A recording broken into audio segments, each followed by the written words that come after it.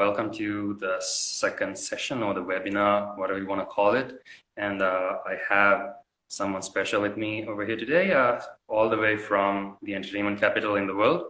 She has worked as a production designer and a researcher in some major Hollywood movies, ranging from titles like Star Trek Beyond to Tomorrowland to Godzilla, and her latest production, what she's working on right now, happens to be the next Marvel Studios project, Shang-Chi and the Legend of the Ten Rings. Whitney, thank you for joining. Thanks for having me. Perfect. Cool. So could you tell us a little bit about what production design is, basically just in simple words, and how important is it to the filmmaking process? Production design is basically everything that you see in front of the camera that isn't an actor. So that's a lot. Or as some people say, it's all the blurry stuff in the background behind the people. I mean, if you think of your favorite movies that you like love and care about passionately, you probably love it because of the environment and the world that it is set in. You think of a superhero that you love. If you think of like Lord of the Rings, you're immersed in these other worlds, and that's part of why you love them. Because yes, you're on this journey with these characters, but also really getting to kind of experience their world in that way is something that we really attach to, and most people don't even realize. And if you think about, like, if you didn't see all these amazing sets and props and things like that, like, would you have watched it? Would you have cared that much? You know? So production design is really important.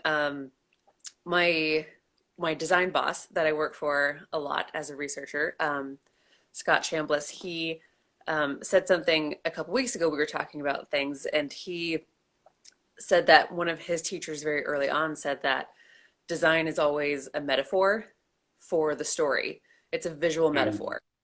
It'll never be the story, because story is the words on paper, but design should always be representing who the character is, what they're thinking, what they're feeling, what, is happening in the story, in that situation, in that moment. Design is always expressing that in some form or fashion. It doesn't have to be always that in depth of thought, but the people behind the camera are putting that much thought into it, because unconscious or subconsciously, we understand that as humans. We'll take that in, and it helps express the story even more amazingly than not. So Exactly. I think it's more about, expressing the story, like you said, the visual side of the story on screen. Because if you have a period piece and the production design or the sets around you don't really reflect that time period, it's gonna, that's not gonna be any realism in it. So I think most of this just it's there to sell the magic that's being told through the story as well. it's all about believability and authenticity. It doesn't mean it has to be historically accurate, but it needs to be authentic to what you are trying to say. Exactly. Yeah. And so when it comes to this production design process, how do you start? So I'm assuming that you get the screenplay first from I don't know, the studio or whoever hires you guys. How do you work your way upwards from the screenplay, if that is the process? Yes, sometimes there's a script and sometimes there's not. Sometimes it's just outlines. So we we don't need to know like all the story basics. We need to know like kind of where it's supposed to be setting. Because then we start doing research, which is often what I'm doing, coming up with ideas of how things could look, the direction we want to take things, and the designer often has a lot of those thoughts already in their head, and we are just trying to find visuals to help express that to people who are like non-visual people. We do it for our own department, but also for directors and producers, for them to understand what things might look like until we get like concept illustration stuff done. So, so research is a super big, important part of it. Of any project that you're doing, you should be learning and figuring out and absorbing as much as you can to understand the world of that you're going to be telling the story in. Then it usually moves to concept art. On bigger projects anyway, there's concept artists, and they're taking all that research and putting it into drawings and combining all the ideas into images that really start to express how we're going to take things, and then things get edited all the time, all the time. Yeah. At the same time, set designers and model makers are trying to put these things into 3D form, see how the layout works, see if it's going to work for the action within the scene. You know, the directors. That's pretty much like the pre-visualization stage, is it? Oh yeah, that is the essence of the art department is pre-visualization and getting it all figured out. Because once pieces start moving for real life production, like it's too late to do things, you know, at that point. You have to have it kind of put together well ahead of time. It takes a really long time to come up with a lot of this stuff. Art department will work for, you know, 6+ months ahead of production to try and get all of this stuff put together. Because then you have construction. You got to build the thing sometimes. Sometimes it's location. Sometimes things have to be fabricated by other people. And it's a lot of moving parts, especially on big things. But it's the same goes for smaller projects as well. You have to kind of have enough time to get all your thoughts and get all the things together. Sure, yeah. So I really want to talk a little bit more about the research process, because you've been involved as a researcher as well on several films. So where do you start the research? Like, is it right off the internet, or do you go to libraries, or do you like talk to people who are, you know, who might be related to the topic at hand? How does that work? It's kind of all the above. More recently, I have not been going to libraries as much, just because a lot of our topics have been like futuristic, maybe. But I'm definitely still referencing a lot of books, even if it's not from a library. There's lots of design and architecture books that I would be referencing from. But for the most part, it has been internet. And then if I cannot find the answers that way, then I start calling people who do know, trying to find those people who are really passionate about this subject and like are mini experts or experts.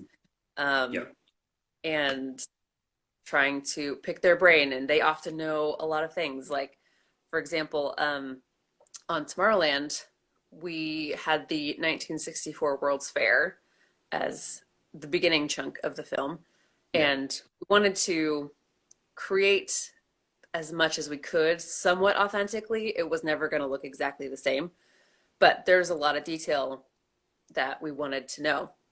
And eventually, there was a watermark on a lot of photos that we were saving from the internet, and it was like the same guy's name. And so they look up like, who is this guy? And they find his info and talk to him, and he is like this hobbyist expert basically on the 64 World's Fair, because he went as a kid, just like loved it so much.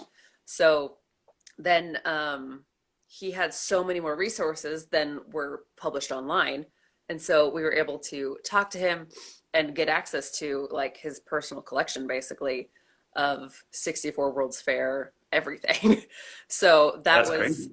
A really cool thing to learn and talk to somebody who was super passionate about it.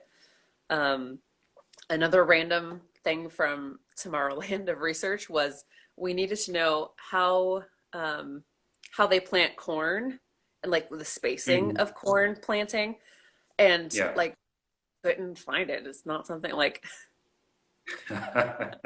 we'll really care about except for farmers. And so I had to call a couple of farms in Iowa and be like, can you tell me, this is a really weird question, but how far apart do you space things and how, like, individually and then in the rows, you know? So you're learning so much random stuff all the time. And I love it. It's great. I know a whole little bit about a whole lot of random things. Um, I think that's something really interesting because you are constantly in the process of learning about mhm. different time periods, about props, stuff like quite a lot. So how does that factor in? You know, because sometimes I think maybe something that you learned on a previous project could be applied to something in the future. How does that work out? Does it ever happen? Um, so far, things haven't really been applied to other projects Hmm. because each story is different and individual. It always Yeah, comes with its own new things to learn. Um, but as you continue to learn and find more resources and learn who to talk to, or, you know, this like bookstore has like really great resources, or this library, it just like compounds, all for like future sure. projects for you to learn Mhm. faster and maybe know, some more basics by the time you get to that project. You know, like learning architecture history, that's kind of important, for production design. And so over the years, my knowledge of things has like been refined constantly, you know. And so the same goes for any topic, really. It eventually just gets more and more refined.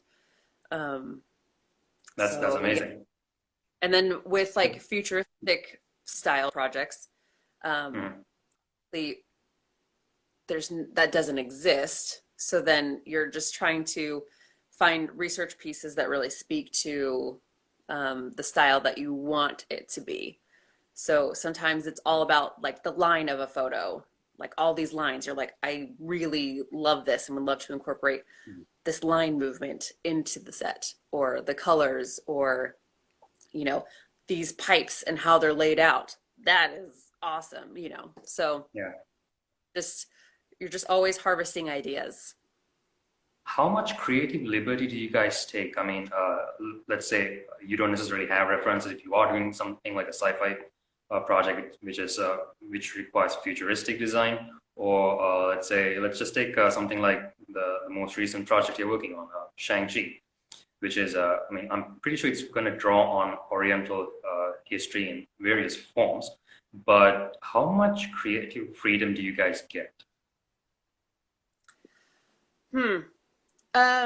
I think there is a lot of creative freedom at the initial beginning stages because we're Hmm. just experimenting. We're like, yes, we like this thought. Let's marry it with this thought into the design. But then it usually comes down to what the production designer is really liking. It comes down to what the director wants and their vision. Um, and then sometimes it comes down to like producers being like, that's too crazy. We can't afford it. So let's like scale it back.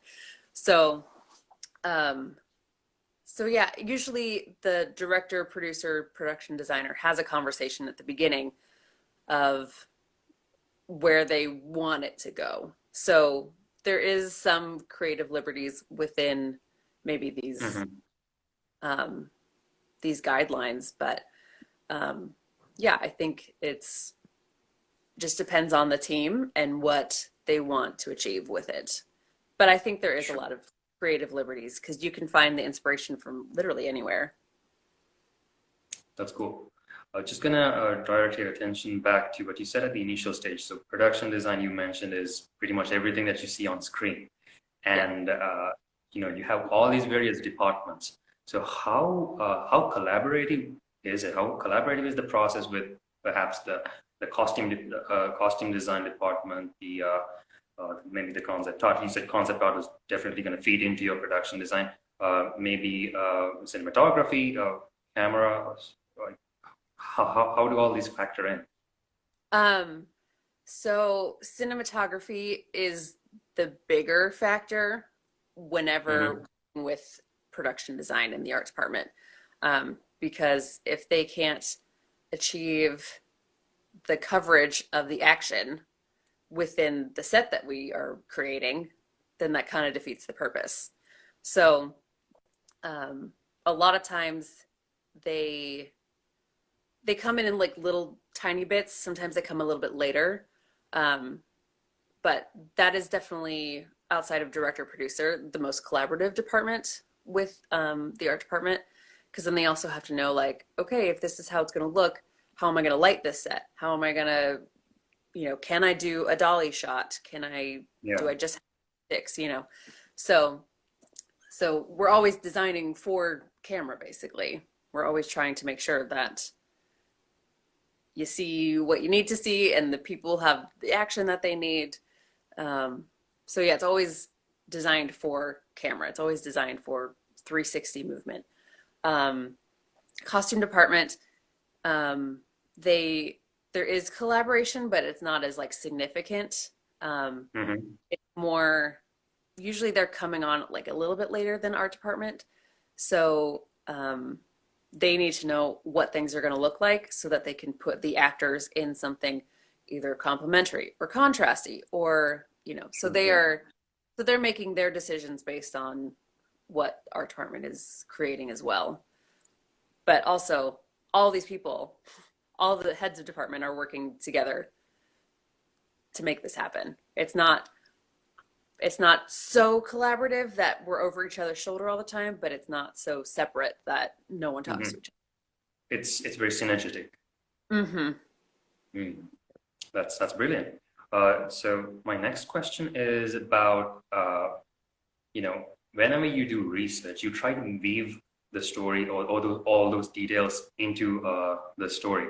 So something that we spoke about last year, I think it was last year or the year before at Comic-Con, was I remember I was pestering you for details about Godzilla, King of the Monster. I'm still mad at you for not telling me the plot, but then again, watching the movie made it worth it. So I remember how you were telling me, I remember how you were telling me about, when the research that you guys did for Monarch and this organization in the film, and for the kaijus, how you kind of integrated them into the world of the story. Like, you borrowed quite a lot from already existing mythologies. How did that take place? All of that came from Scott Chambliss, who was the production designer. He's very smart and creative, and he just like knows so much, and it's amazing. But he gave me and Angela, the other researcher, these assignments of researching mythology throughout the world, not just how it's described in story, but visually, like, medieval tapestries, all these ancient artwork, just really compiling the best of mythology from around the world, and seeing patterns of how things are expressed. We did a lot of like temple research, various temples of various religions and cultures all over the world, to take all of like the bits and pieces that he felt really would help describe the world that the kaiju come from, that they were potentially things, that they were creatures who were worshipped potentially, so each of them has their own specific culture and place that they were the gods of. Mothra has her temple, Godzilla has his lair. At least that's what we were referring to in describing all the different sets. But yeah, so it was just learning and finding all of these different ideas and taking all these different pieces from them to create something for each of the monsters specifically. And there's something I was going to say. Oh, with Monarch specifically, because they are a global corporation, wanted to make sure that you knew we were in a Monarch setting no matter where we were.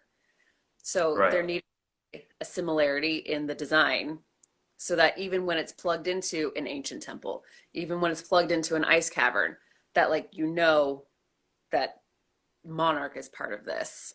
So we Hmm. had like a mood board kind of the design elements that he wanted for Monarch. And so that became the Bible for what Monarch looks like. And Wow. if you were ever stuck, you can go back and look at these things and like, okay, what's the common factor in all these images, you know? So Wow, that's crazy. So I want to just talk a little bit about this one particular scene because I love that movie so much. I'm a Godzilla fan. You know this. yeah. That's that scene where Godzilla kind of retires. He's forced to go underwater to his lair, and Hmm. that was all visual effects. Or did you like? I mean, I'm assuming it was visual effects. Yeah. So I'm assuming that like there's no physical sets that are actually built. So whatever you guys did was directly fit into the visual effects department, correct? Yeah. Yeah. It has to be created and thought of ahead of time in the art department because then Hmm. later it gets passed on to visual effects to create. Or if it is green screened, they have the whole world. We have to Wow. come up with that. That doesn't they're not the ones to come up with it. It has to be us first. So even if it's something that doesn't get touched for like 9 months down the road, we still have to think about it ahead of time because eventually they will need all that information. That's crazy. So does it ever bother you? Whenever you put so much thought, research, and you try to merge all of that seamlessly into a story, does it ever bother you that it's gonna go unnoticed for the most part by the audience? Does it ever bother you? Does it keep you awake at night? Sometimes it does. Sometimes it does. I think the thing that's most frustrating for me is when, and I think it comes down to cinematographers a little bit. Nothing against Hmm. them. That's not what I'm saying. But I'm saying that sometimes they don't allow space to breathe visually. Sometimes they're just so focused on like what is happening in this person's face. I need to see Yeah. this. When when you don't understand where they are, Hmm. like Hmm. what does it even matter? So I hate it when like wide shots sometimes aren't even shot. Like that just astounds me. Because it's like, why did we even bother to have a set if you're just going to do close-ups Hmm. against a black wall? Because that would have saved us a ton of time and money. And it's like we can do that if that's what you want, but um, I I really just hate it when you don't know where you are or in relation to things. It's nice to see all of that. That's part of the Yeah. experience is being in a different world. So if you want to shoot close-ups all the time, let me know ahead of time. I will save myself of losing my life over getting something put together. So I would encourage cinematographers to incorporate the environment more. Like it will be more impressive Hmm. when you can see more than just a person's face. That But makes that makes a whole lot of sense. the detail's important to believability, to authenticity. So, it doesn't matter that every little thing isn't shot, but the environment, the ambiance, Yeah. the like that matters. All those I mean, there details. is a reason why the Academy Awards they recognize production design itself as a separate category. So it goes to show how important it is. So I get Yeah, your reasoning. Yeah. yeah. And Yeah. they always say, it's good production design when nobody noticed, but it's bad production design when people are like, oh, what is, there's something weird about this room. Like, why do I see seams in the walls? So like Yeah. you don't notice it until you do, and you're like, oh, they did a terrible job. So that's a little catch 22 a little bit. Mm. Totally. And so, from the films that you've done, which film do you think best navigates, the best of both worlds, while showing, the production design, it balances out and shows you the human expressions and the story, everything. Which film do you think, the one that from the ones that you worked on? Hmm. Um, my instinct is to say Tomorrowland. That was kind Mm-hmm. of my first big one. So that Yeah, that movie has a really special place in my heart. Um, because most of the people that I continue to work for, I met on that film. It was my first thing out of grad school. I worked on it for so long, but um, I feel like you did get to see enough of the sets and all the work and mm-hmm. effort that I put into it, but also the sets were really important parts of the action as well. It was Sure, never it was never about, super dramatic close-ups all this time. It really is to see these very different worlds, to see where they came from, where they are now, what things could look like in the future if Tomorrowland doesn't change and things like that. So I think it does a really great job of seeing the world and experiencing it a sure. little bit. And it was Nice. amazing to see this concept art like literally look the same in real life. That was my first time seeing something so detailed and thought of ahead of time be real. And it was Yeah, mind blowing. I was like, it literally looks like the illustrations that these people have drawn. I can't even believe this. This is amazing. that's so cool. So just to add to that a little bit, like, what's your reaction like when finally see the movie after it's shot, done, like post production has completed, like you it probably takes maximum around a year and a half, and in this case even longer with situations at hand. How, like, what's your reaction like, seeing all that hard work on screen, or sometimes not? um, on these bigger projects, I'm not usually part of actually filming them. I'm usually just there Mhm. for pre-production. So I was like never on set. So it's cool to be like, oh, is this how it like actually turned out? So that gets really exciting. And sometimes because it takes so long for projects to finish and come out to the public, by the time it does, I'm like, why is that? Oh, this is new? Like I forgot this is new to everybody else, even though it's like 3 years for me. So sometimes that gets a little funny. But it is exciting to see the finished product because I only see it, in the beginning stages. I know what it looks like on paper. I know what it looks like. Um, I know what the plans look like. I know what the art looks like, but I never get to see it realized often in person. So it is fun to see how things turned out and see how the cinematographer decided to shoot and light things. And it's hard to go in with a very objective view because I know Mhm. so much about it. But Yeah. I try to not let that happen for any other movies that I ever watch. I try not to analyze too much because then that sucks the joy out of watching movies and making movies. So, but for the ones that I am very involved in, I can't separate it too much. I have to be like, okay, yes. Oh, I remember when we did that in the office, and oh, there's that piece of research that like kind of, was really influential and stuff like that. So it's pretty fun. Yeah. It's always amazing to see the end product. So it's kind of like you're delaying the gratification, and finally you see it on the big screen. It's an experience in itself, I guess. Yes, absolutely Yeah. it is. So I mean, most of these films that you've done, they've been big budget, and you worked on some independent projects as well. Oh So yeah. I mean, the studio projects, they definitely spend millions on their production design. But when it comes to independent projects, they don't necessarily have the same budget or the resources to pull things off. So, what advice would you give independent filmmakers when it comes to portraying their story visually through production design? How can they find that balance? Yep. I am still very much in both worlds. I am in somewhat big budget world, but I also like if I'm actual production designer, I'm in tiny little budget world. So I know both ends of the things. But the biggest things that can help are locations, locations that are already really great. Um, if there's any chance to film like that obviously will help a lot. You're not trying to build something. Um, Mm-hmm.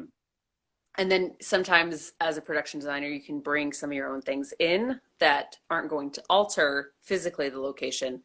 You know, if you change out the rugs and the furnishings, then yes, you're like making it your own. But locations is a lifesaver. Yeah. And treating those locations that you do have with respect is also very important. Whether you're paying for to be there or not, you always need to respect other people's spaces. Yeah. Another thing is just borrowing. I can't even tell you how much stuff I borrow from people. And and again, because I treat things very well, like I Mm-hmm. don't let them get trashed on set. I make sure the crew is respectful of things, you know, that this belongs to somebody else who actually really cares about it. This is not just, you know, something I bought and we can trash.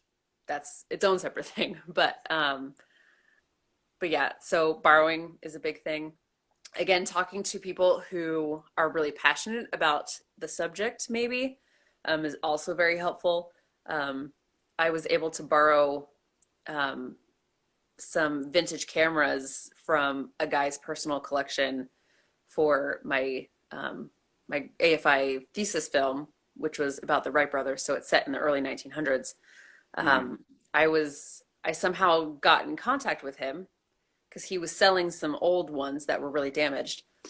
Anyway, he lived nearby. I went over to his house and talked to him about cameras, and you know, I developed a relationship and was able to borrow some of his personal collection for the film. So that can be a really big asset, but it's definitely that takes time to develop relationships with people, to find those people.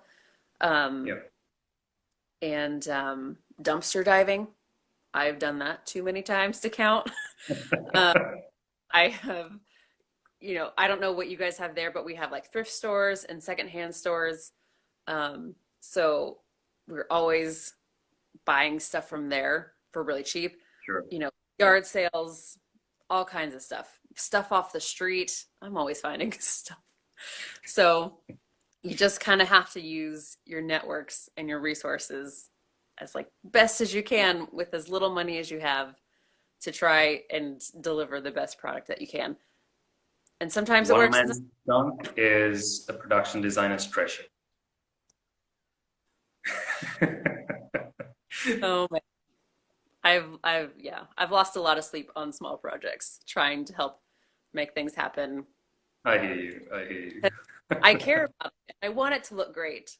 But Yeah. also, when you have like a couple $100, you're like, "Ugh, also, there's only so much I can do. I am not a magician. As much as I look like it, I'm not a magician, which is disappointing to me, but you know, You do all the magic that you can. yeah. So just gonna address the audience before we move into a few final questions. So, guys, if you have any questions regarding production design or any film that Whitney's worked on, please do, feel free to ask the questions. We will be jumping into a Q&A. So, yeah, Whitney, when it comes to, the future of filmmaking, this is just a question that kind of came to my head when you were talking about VFX. I've seen, certain movies, they don't necessarily build sets, but they, Mhm. try to do everything green screen or blue screen. How do you think this is gonna work out in the future? Because they've been creating some pretty photorealistic sets, but does it ever beat, building the real thing? What's your stance on this? Um, I do think that it can be really great and helpful to have, um, an entirely VFX set, but also you kind of do lose something in translation sometimes. Mm-hmm. Um, Sometimes having something tactile that the actor can really interact with. I mean, a lot of actors have done amazing jobs in performances with literally Yeah, nothing. That's amazing. But um, I do think sometimes interacting in the space gives them more believability in their performance. And sometimes mm-hmm. like kind of can't get that with visual effects. You know, it's True. like I don't know, someone smashes through a wall. It's nice to like actually react to like, oh, someone smashed through a wall rather than like, Yeah. oh, someone somewhere, where am I supposed to be looking? Right there? Okay, that's where I should, you know. Um, so yeah, so I think there's definitely benefits to both, but I do think there is a certain kind of magic that is created when it's all real. I mean, all Yeah, of it's, to be honest, but when it's more physically real, I think it gives just so much more to it than a visually created thing later. 100%. Yeah. So we have a question from Anna. She's asking, what do you do with all the items you find? If you keep them, like, how is your house? Ooh, you asked a real good question. In my indie world, for a long time, I was keeping like everything because I was like, maybe I need this on another project. And so I kind of became a borderline hoarder. But just to like one room, I would just keep it. It would be a hot mess. Thankfully, I stopped doing that about 10 years ago. But I do have a lot of stuff. I do. I keep a lot of like random supplies. I have tons of tape. I have tons of glue. I have tons of paint. Um, so I am trying to do better about not personally keeping a lot of things, but um, on bigger projects, usually we're borrowing, we're renting, we're paying for things. And I try to make sure that films can be really wasteful. And so I try to make sure that if we're going to buy this, that it has a home to go to afterwards rather than the dump. Gotcha. Um, Yeah. like a small project I worked on in September, I was buying a ton of furniture from Craigslist, you know, and so um, some of the pieces, some of the crew was like, "What are you doing with this afterwards?" And I was like, "If you want it, I will gladly give it to you because I want these beautiful things to go to good homes, or they go back to thrift stores for someone else to find." So I try not to be too wasteful, but there is prop houses. So if I'm renting from them, it just goes back to them in their shelves for another project to come find. Um, so yeah, I try not to keep too many things anymore. During quarantine, I'm trying to declutter my house. So that is really, Spring cleaning must be such a pain in the ass. yeah, it is. It is. Yeah. But it's all Uh, good. yeah. We have another question from Ruanga. Hi guys, what would be more memorable for a viewer? Authenticity or eye-catching visuals? Hmm. Hmm. I mean, hopefully it's both of those things combined because that's really the magic. Um, but sometimes there's something about authenticity that is really like it really speaks to your soul. And it doesn't mean that it has to be like a really big, grand, fancy thing. Um, like I love it. Like if you take Stranger Things, for example, the how Billy, sorry to interject, but Billy's like historical accuracy. He's all oh, about historical accuracy.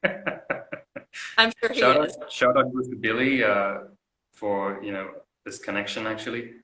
I know Whitney through Billy from Florida, and yeah, that's a whole other story. We'll get into that sometime later. Another Please thing. continue. Um, but yeah, like Will's house and his family's house, like I love the simplicity. I love that I can feel the grit and the texture, you know, in the Yep. couch, like in the walls. You know, there's something that um, that I love about um, really experiencing an environment, whether it's like big fancy or just completely destroyed and bombed out. You know, like I I enjoy feeling that. So to me, anything can be eye catching, whether it's you know um, something that's destroyed or not.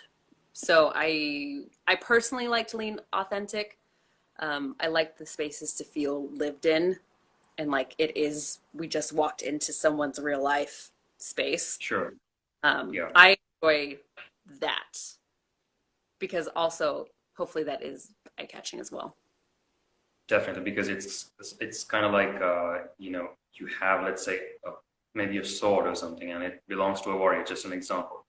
Uh, Most of the time, you're gonna come across it like in the middle of the story, and definitely he's probably used before, so it's not maybe gonna be a shop or like that's definitely gonna be signs of wearing or usage on it, and I think that lends to the authenticity more. Would you say?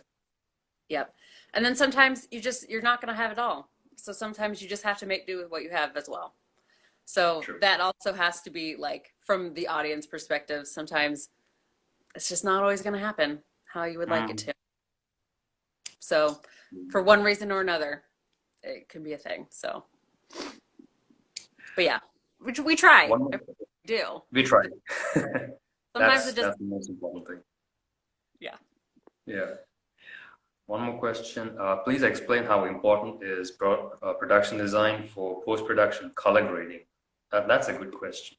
What do you think about that? Because I mean, the look of a film, is it like I know that the cinematographer and the colorist they decide on this as well, but how involved is the production design department? Because with recent productions that I've done, I've realized that production design plays a major role, like what colors you use, like how you build the set, all that stuff.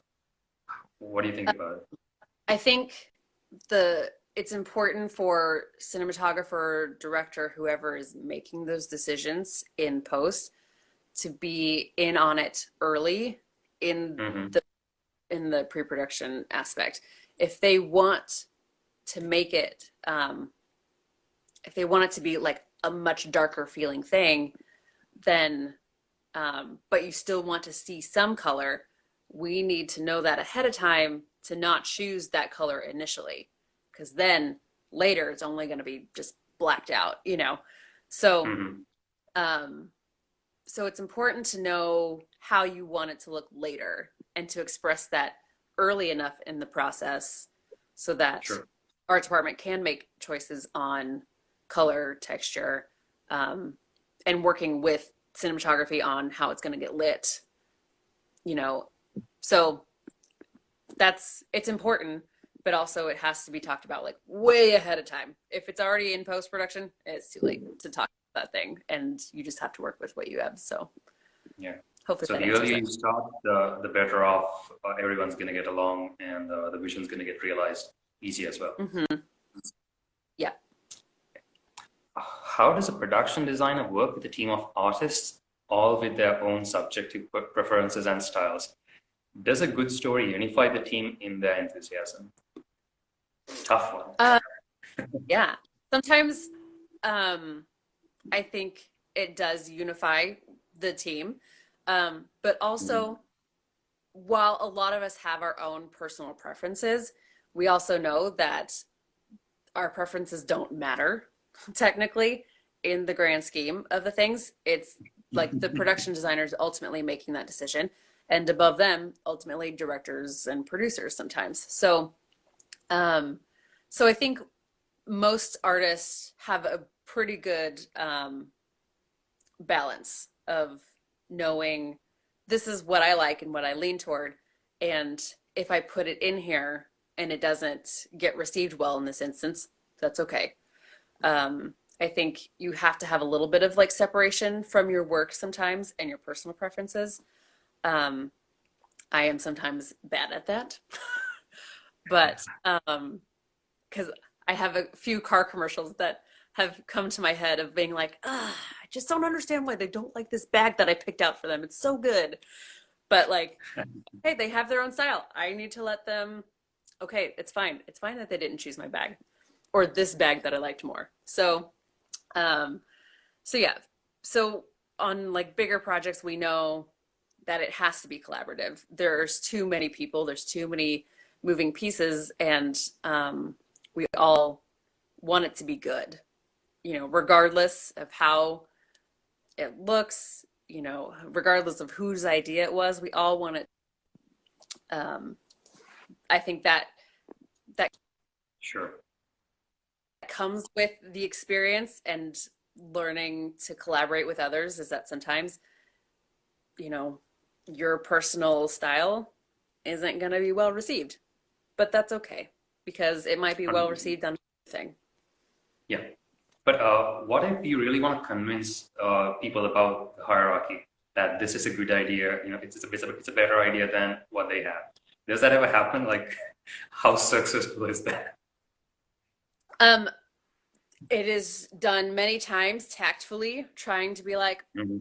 okay, but here's this thing that's like really great. So it depends on the people, it depends on it just, collaborating with people is hard, but it's also really great sometimes. So sometimes they just don't like it and they can't explain why, and you just have to be like, okay, fine, I will Sure. come up with something else. So sometimes it's frustrating, but we're all on the same team. We're all trying to make something good here. So And at the end of the day, it's all about the film, which is, bigger than everybody else combined. So yeah, yeah, exactly. yeah. And there's one more question. How many experts are you working with usually? Of course, based on the movie, like period film. So I think we kind of discussed this as well. Like, Yeah, sometimes we're not um it just depends. I feel like most of my projects that I have worked on bigger films where we have like the budget to work with experts, we only have like one or two, and we only ask them as more of like consulting type things. They're not super actively involved unless we kind of reach out and say like, hey, here's this thing. What do you think about that? Mhm. Um, but a lot of times we are doing everything that we can to kind of become our own experts, um, making sure our information is correct and accurate when it needs to be. Um, but typically, we're not solely relying on an expert to like guide us every step of the way. Sure. Hopefully, that makes Yeah, sense because and answer sometimes that. like their opinion might clash with the creative side of things when it comes to the story. Mm-hmm. Yeah, that makes sense. Yeah. I have one more question from actually two more questions from people who weren't able to join today. So one is I think something that even me personally, something that I want to know. How much can you dish out about Shang-Chi? Literally nothing. Sorry. Nothing. Guys, They're she's pulling the con- same card she they're pulled on me back when she did Godzilla. yeah, sorry. I can't say much. I'm not still working on it. Like I only worked on the project for a couple weeks last year. Mhm. So it's very Okay. much well into it should be, well, who knows what the virus is happening, but it was in production Mhm. already. So I can't tell you anything other than that. Sorry guys. We can do Have another you read the Q&A in screenplay though? a couple years. What? Have you read the screenplay though? No. I wasn't able Oh, to. okay. So, no, and that happens sometimes where they don't share everything, especially on that big of a thing. They keep they keep that info to only those who really need to know it. So, Sure.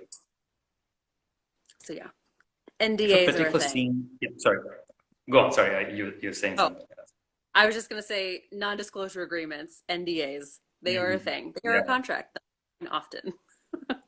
yeah. I hear you. I hear you. If a particular scene doesn't seem very interesting, what can be done by a production designer to improve upon it? Hmm.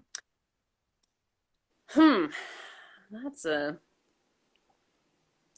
that's sort of a hard one to answer because depends on the story and the characters. Um, I don't.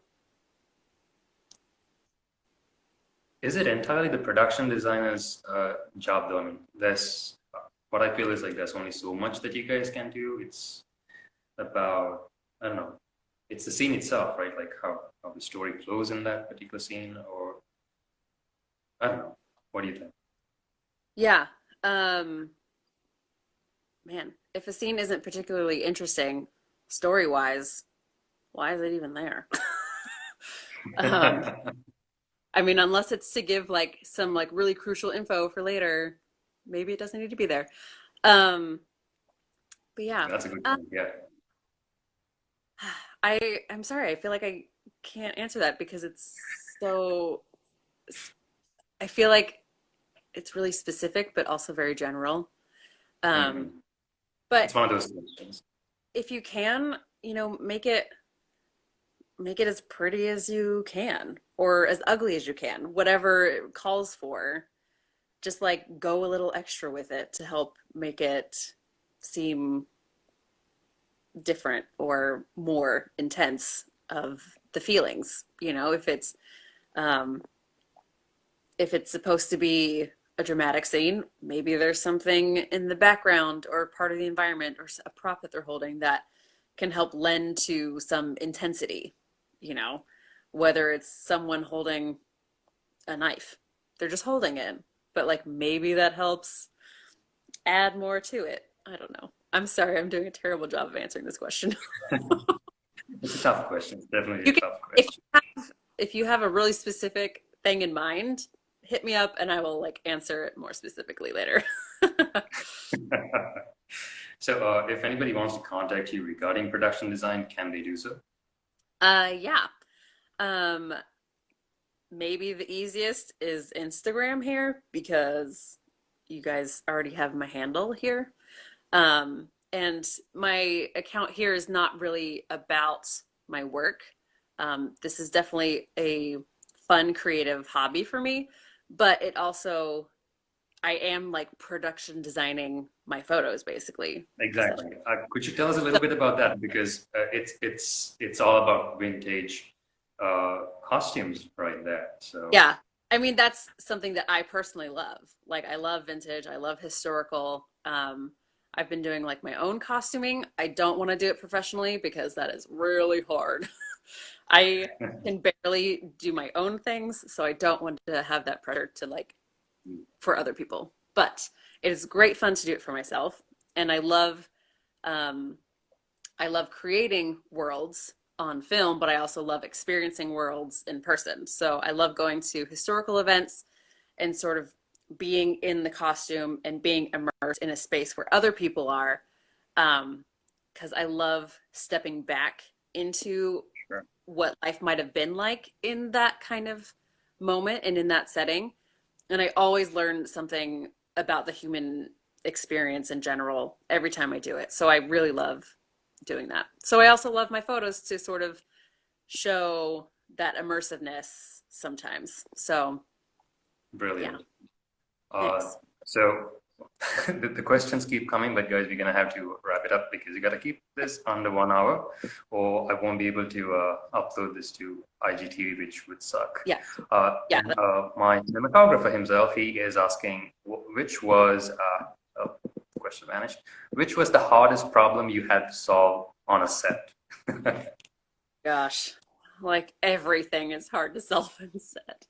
Um, okay, I'll give an example of one of my most recent things, where I was actually production designer and I only had I was production designer and costume designer on it, and I had one person helping me on each side of things. So there was like a team of three of us Yeah. doing all of it. And the we were still in process of building and creating the sets. We had the one half done that we knew was up first for shooting, so that while they were shooting that, we can be working on the other side of the set. And then they were like, "Oh, JK, like we're gonna shoot like this tracking shot through the entire thing." And I was like, I'm sorry, do you not see the state of this other set? And there's only two of us working on it right now. Like, it's kind of not gonna happen. But then they're like, oh, just can we? It's like, if you want to sacrifice a couple hours of your shooting day, I guess, and like trying to get the rest of the crew to join in and help me finish painting, finish laying down flooring, putting up curtains. Like, I mean, it was a little insane. So, That's great. um, there's always problems. There's always new problems coming, but the biggest thing is to be like solution oriented and not so like stuck or set, whether it's you are the one that has to do it or you're doing the asking, of being flexible, being solution oriented, being Sure.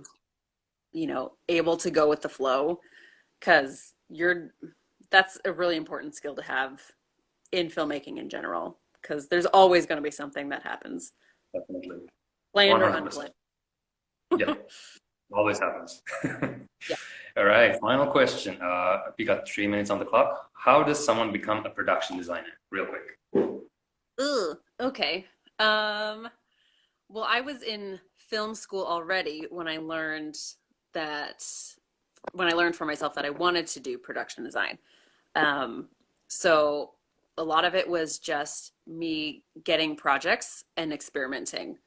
There wasn't a lot of people who wanted to be a production designer or in the art department, so I was asked all the time to be part of it. And so just be me working on projects, I started to learn a lot more. Eventually, I went to grad school at the American Film Institute Conservatory, um, and learned like real, actual, you know, how technical things of how things are done. But if you just want to get started, just try to get involved on some student films or some low budget films, and just learning on the job is really great. You'll learn a lot. So that's like maybe some beginner steps to that process with, so let's wrap this up so you can post it. Exactly. Thank you so much, Whitney. Thank you so much, guys. If you couldn't catch the entire conversation, it's going to be uploaded on IGTV. And yeah, Whitney, thank you so much for sharing your invaluable knowledge. Anyone who wants to contact her, you can do so through Instagram. So go follow her, go follow my account, because we are going to be continuing this every single week. I'm going to be bringing on new guests, and that's a wrap for today. Thank you so much again, Whitney. I look forward to seeing you soon. And thanks for all the great questions, guys. It was so great. All good. Bye bye. Bye.